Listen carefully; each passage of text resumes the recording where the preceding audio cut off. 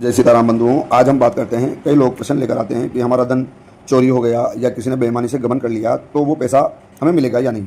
तो इसका बहुत बढ़िया सूत्र बता रहा हूँ आपको, और वो सूत्र है प्रश्न कुंडली से। देखिए, नंबर 1 सूत्र है, यदि लग्नेश, अब यहाँ पर मीन राशि है, लग्नेश हुआ गुरु, तो यदि लग्नेश 6, 8, 12 भाव में बैठ जाए तो वह पैसा डूब जाएगा। मतलब कि मारक हो गया तो वह पैसा निश्चित ही डूब जाएगा, वह पैसा लौटकर वापस आपके पास नहीं आएगा। किंतु यदि लग्नेश सप्तम भाव या सप्तमेश भाव का स्वामी लगन में बैठ जाए तो पैसा वापस आता है। तो यहाँ पर सप्तम भाव का स्वामी बुध है और लग्नेश गुरु है, दोनों ही एक दूसरे का स्थान परिवर्तन नहीं कर रहे, तो यहाँ पर भी पैसा आने का चांस नहीं है। अब यदि लग्नेश 2 भाव में चला जाए तो पैसा आने के चांस बनते हैं। ये लग्नेश यदि गुरु यहाँ पर धन भाव में चला जाए तो निश्चित रूप से पैसा लौटकर वापस आता है, इसमें कोई संशय नहीं है।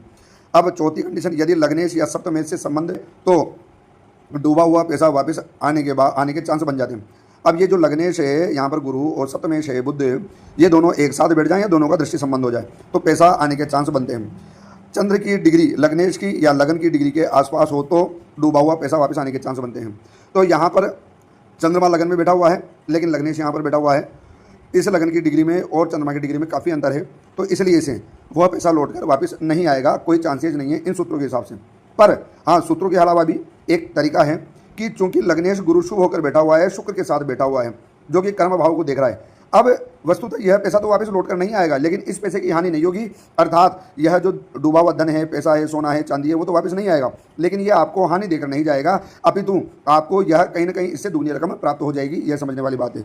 तो देखिए कि कहीं आपका भी पैसा डूब गया है, चोरी हो गया है, खत्म हो गया है, नुकसान हो गया है, तो क्या उसकी रिकवरी होगी या नहीं, और हमसे कुंडली परामर्श से संपर्क करके उसका समाधान जानिए। जय जय श्री सीताराम।